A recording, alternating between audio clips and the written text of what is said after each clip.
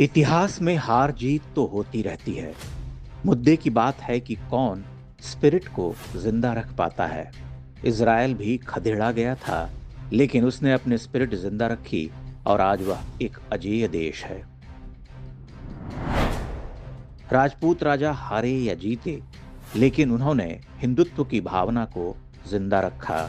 इससे बढ़कर किसी का क्या अवदान हो सकता है आगामी पीढ़ियों के लिए। कासिम के आगमन से लेकर तराइन के दूसरे युद्ध तक पूरे भारत पर होने वाले आक्रमणों को यही राजपूत योद्धा रोकते रहे। यही राजस्थान ढाल बनकर खड़ा था, आप जिसका बात बात पर उपहास उड़ाते नहीं थकते। या तो आप कहिए कि राजा अपने राज्यों के लिए लड़ रहे थे, फिर आप यह नहीं कह सकते कि उन्होंने किसका साथ दिया और क्यों दिया, क्योंकि उन्हें हिंदुओं से मतलब नहीं था, सिर्फ राज चाहिए था।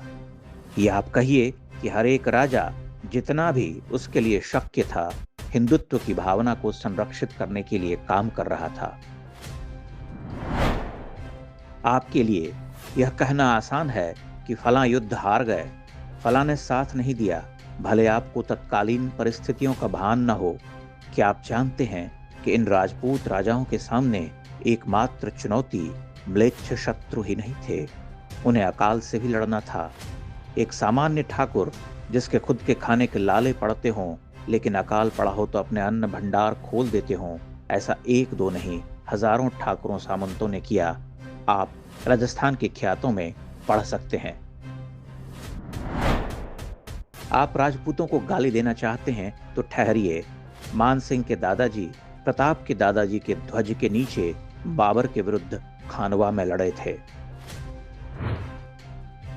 आप इतिहास मंथन से क्या तत्व निकालना चाहते हैं? इतिहास के पास एक साक्ष्य नहीं है, लेकिन आप जयचंद को गद्दार बनाकर घूम रहे हैं। मालदेव पितृहंता नहीं था, लेकिन बना दिया गया क्योंकि ख्यात की एक पंक्ति का अर्थ अशुद्ध निकाल लिया गया और वह घटना राजपूतों के विरुद्ध काम आ सकती थी। उस ख्यात का अनुवाद ऐसा व्यक्ति करता है जिसे राजस्थानी भाषा का कतहरा भी नहीं आता।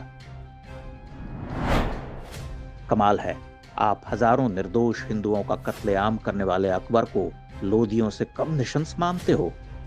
आप औरंगजेब की बर्बरताओं को तुलना की तुला पर रखते हो, फिर आप यह भी कहते हो कि आप इतिहास को आत्म परीक्षण की दृष्टि से देखते हैं।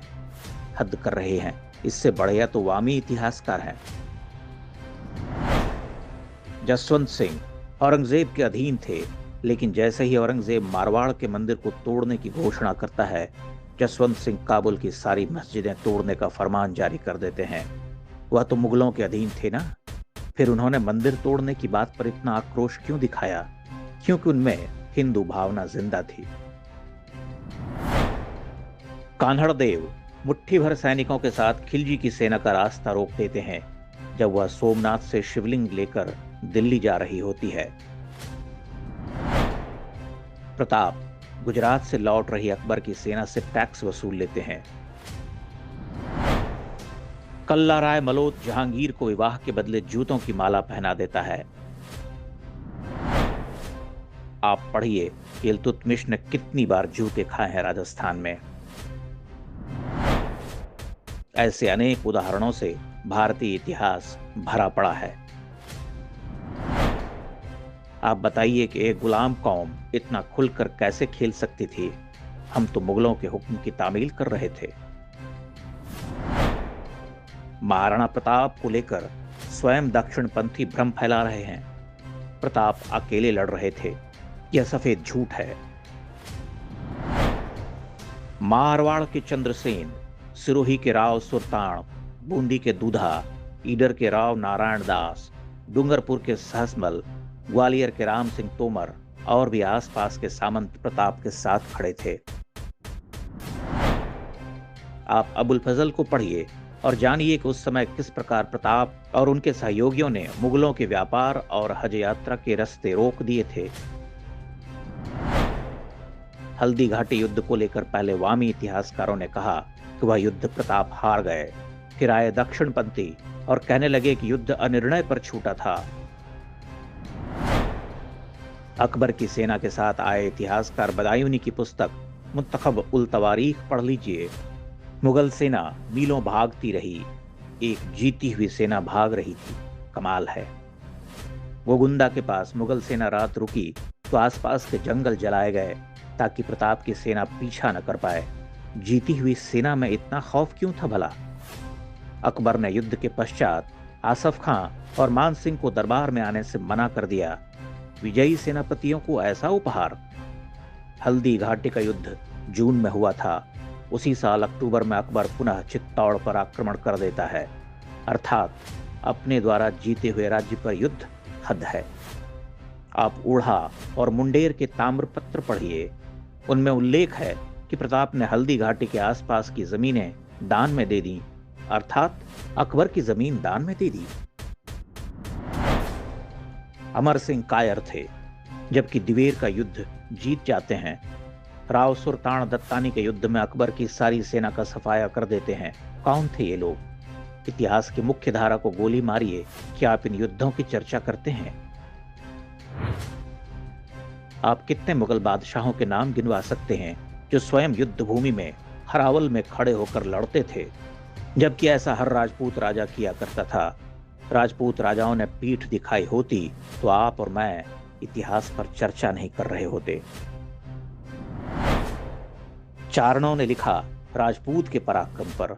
सांगा, प्रताप, राज सिंह, अमर सिंह, दुर्गादास, जसवंत सिंह, जगत सिंह, राव जैत सिंह, राव सुल्तान, डूंगर सिंह, दान दिया, युद्ध लड़े, दुर्ग बनवाए, मंदिर बनवाए, तालाब खुदवाए। आपको एक क्षण नहीं लगता और आप कह उठते हैं कि चारण चापलूसी करते थे। राजपूत राजाओं का ऋण है हिंदुओं पर। राजस्थान का तो नाम लेने से पहले 2 बार अपने हाथों से कान को स्पर्श कर लेना चाहिए। हिंदू भावना को इन राजाओं ने जिंदा रखा। आप हार जीत के पलड़े में रखकर इतिहास देखने के पक्षपाती हैं, जो राजपूत राजाओं का सरासर अपमान है।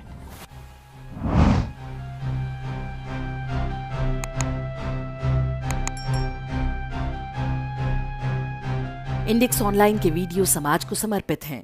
आप इनको डाउनलोड करके जैसे चाहे वैसे प्रयोग कर सकते हैं। चाहे तो आप हमारे टेलीग्राम चैनल से जुड़ सकते हैं।